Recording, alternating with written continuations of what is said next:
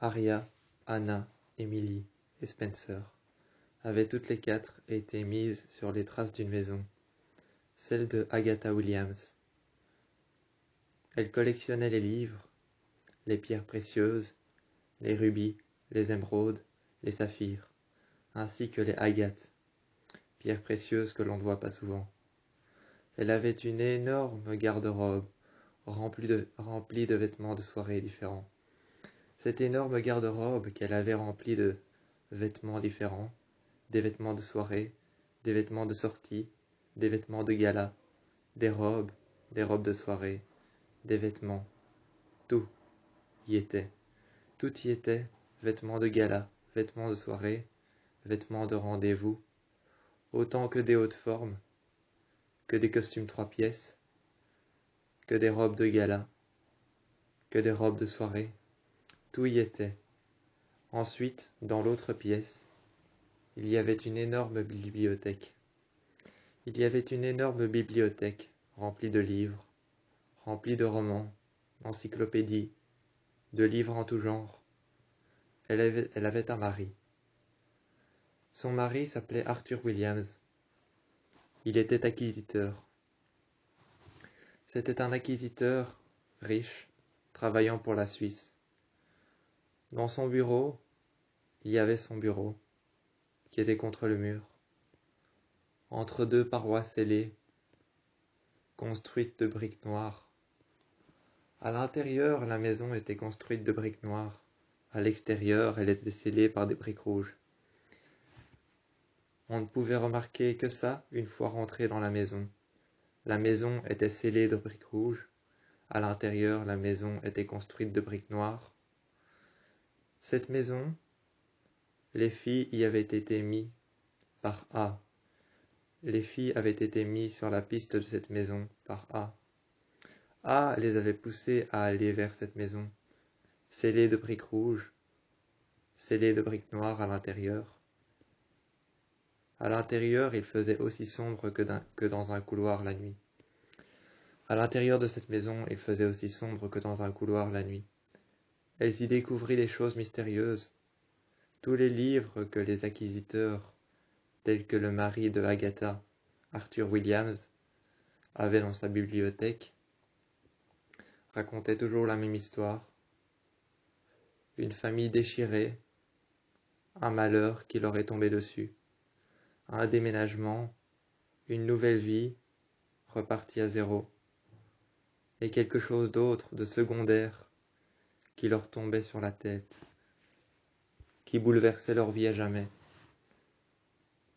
Quelque chose de tertiaire, une troisième chose, qui allait faire en sorte qu'ils pouvaient s'en sortir. Les histoires ne parlaient que de ça, une famille déchirée, un passé turbulent. Ils déménagèrent dans une autre ville, un autre endroit, une autre maison, quelque chose de secondaire qui leur tombait dessus, qui les déchirait et qui faisait en sorte que leur vie se transforme en terreur, en obscurité, en malheur et en horreur.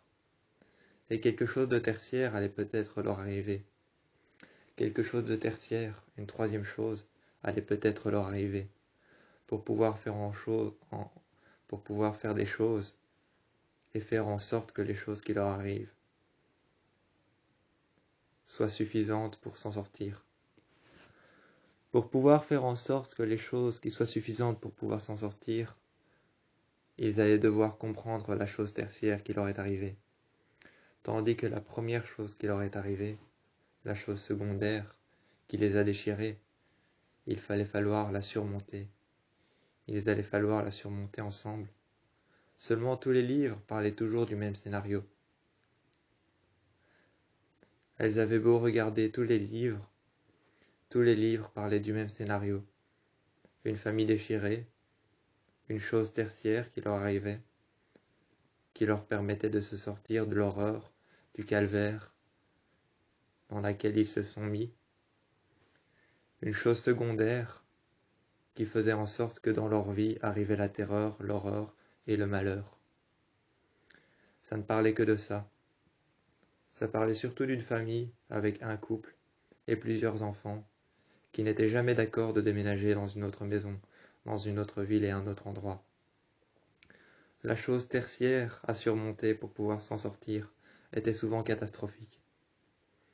La chose secondaire, qui faisait en sorte qu'un malheur, l'horreur et la terreur arrivaient dans leur vie, était souvent plus catastrophique que ce que les films pensaient. Souvent plus catastrophique que ce que les films pensaient, cette chose qui arrivait dans leur vie avait été écrite et inventée, avait été scellée entre les parois de ces murs rouges à l'extérieur, noirs à l'intérieur, et avait été écrite par Agatha, collectionneuse de pierres précieuses et amatrice de livres en tout genre. Son mari, son cher mari défunt, dont le cercueil était toujours dans la pièce,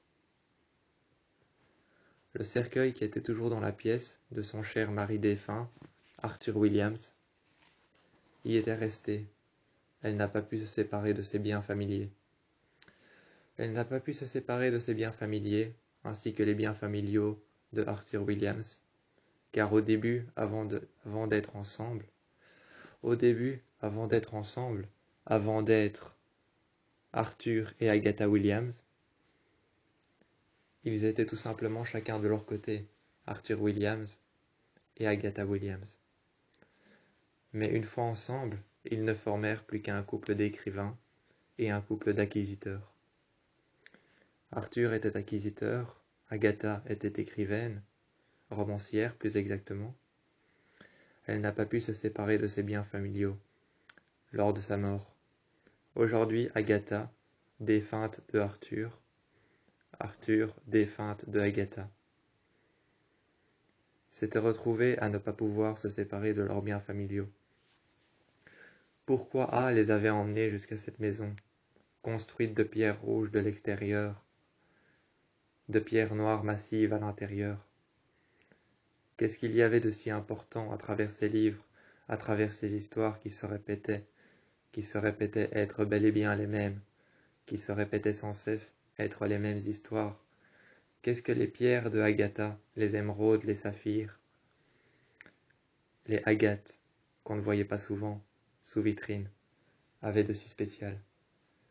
Qu'est-ce que leurs biens familiaux avaient de si spécial? Pourquoi avaient-ils été laissés là? À travers le dévouement, Aria s'était dit être la première à rentrer dans la maison. Anna s'était dit être la seconde. Émilie avait attendu un certain temps avant d'y réfléchir pour entrer. Les couloirs n'en finissaient pas, mais une fois les 4 filles à l'intérieur, elle découvrit le secret perturbant des biens familiaux de Agatha Williams. Les secrets perturbants des biens familiaux de Arthur Williams. Il découvrit tout bonnement, toutes les 4, Aria, Anna, Emily et Spencer, toutes les 4, elle découvrit à travers les murs de cette maison, les murs noirs et rugueux à l'intérieur, les murs rouges et sanglants à l'extérieur, à travers ces murs, autant à l'intérieur qu'à l'extérieur, Aria, Anna, Emily et Spencer découvrit les liens familiaux de tout ce qui avait été laissé dans cette maison par rapport à Agatha et Arthur Williams. Quel secret rugueux pouvait-il y avoir à travers les livres, les pierres précieuses et les biens familiaux de ces personnes qui y avaient habité? Il y avait plein de choses au mur. Il y avait des affiches au mur de ce qui pouvait être des anciennes sociétés.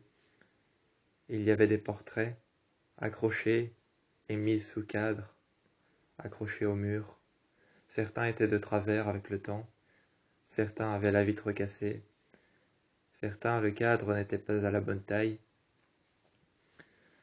Mais tous ces cadres, toutes ces photos qui étaient encadrées et qui étaient accrochées au mur, dont le cadre était soit de travers, la vitre était brisée, le cadre de travers, la photo brûlée ou déchirée, avaient tout un lien entre elles. Il ne restait plus qu'à trouver le lien. C'étaient des photos d'acquisition qu'avait fait Arthur Williams lorsqu'il était encore en vie, qu'il n'était pas le cher défunt de Agatha Williams. Qu'avaient-elles en lien, toutes ces photos sous les cadres, sous les vitres, les vitres brisées et les cadres de mauvaise taille, ou encore cassés, brûlés avec le temps. Qu'avaient-ils en lien? Qu'est-ce que les livres avaient-ils à dire lorsqu'ils se répétaient?